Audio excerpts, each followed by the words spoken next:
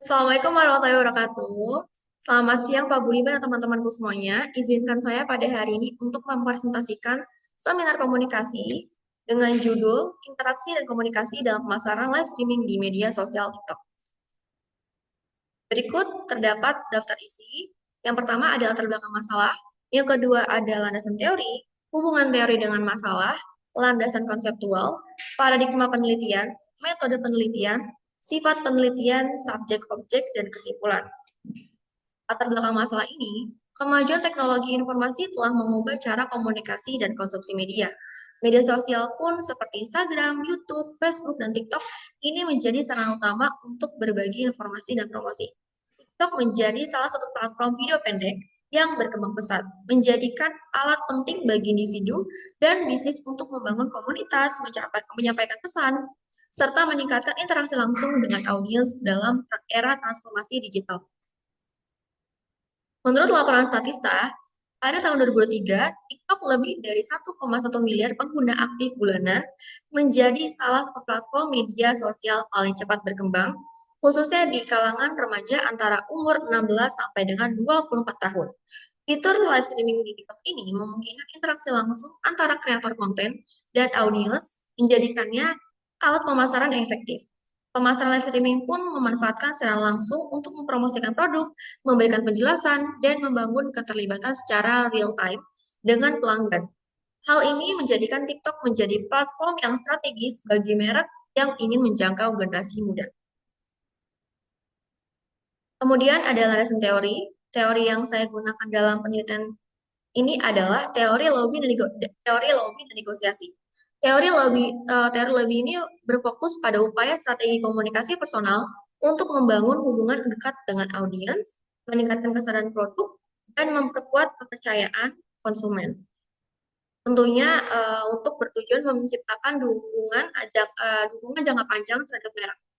Kemudian untuk teori negosiasi, menurut Robbins dan Judge, pada tahun 2016, negosiasi melibatkan pertukaran barang, jasa, ataupun kepentingan dengan fokus pada pencapaian kesepakatan bersama.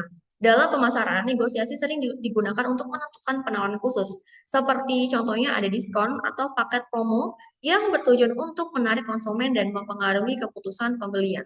Negosiasi pun menjadi efektif menciptakan situasi saling menguntungkan yang meningkatkan loyalitas dan kepuasan konsumen. Kemudian ada hubungan teori dengan masalah. Menurut Head, tujuan utama komunikasi pemasaran adalah meyakinkan audiens untuk mengadopsi sikap, opini, ataupun perilaku tertentu, membujuk dengan rayuan atau pendekatan yang emosional akan membuat logika berpikir seseorang. Sehingga dalam melakukan negosiasi, teknik persuasi pun harus dimiliki oleh para negosiator, yaitu ada ingredient yang artinya memuji untuk membangun hubungan dan menunjukkan penghargaan. Yang kedua ada supplication yang artinya mengakui keterbatasan untuk memancing empati dan bantuan. Yang ketiga ada self promotion yang artinya menampilkan kemampuan tanpa kesan sombong. Landasan konseptual, ada beberapa poin. Yang pertama ada komunikasi. Aspek penting bagi manusia untuk memahami dan menempatkan diri dalam lingkungan sosial. Yang kedua ada interaksi dalam pemasaran digital, mengandalkan interaksi dua arah antara pemasar dan audiens melalui platform online, berbeda dari pemasaran tradisional yang bersifat satu arah. Yang ketiga, komunikasi pemasaran. Upaya perusahaan untuk menginformasikan, membujuk, dan mengingatkan konsumen tentang produk dan merek. Yang keempat ada live streaming, yang bisa dibilang sebagai penyiaran video langsung melalui internet yang memungkinkan audiens menonton dan berinteraksi secara real time. Yang kelima ada media baru mengacu pada konvergensi teknologi komunikasi digital yang terkomputerisasi dalam jaringan dengan internet sebagai contoh utamanya. Kemudian ada TikTok sebagai aplikasi video yang paling populer. Kini banyak digunakan sebagai media promosi yang efektif di masyarakat. Paradigma penelitian. Penelitian ini menggunakan post-positivis. Paradigma penelitian yang berpusat pada pencarian kebenaran objektif, tetapi mengakui bahwa interpretasi subjektif dapat mempengaruhi fakta yang diteliti.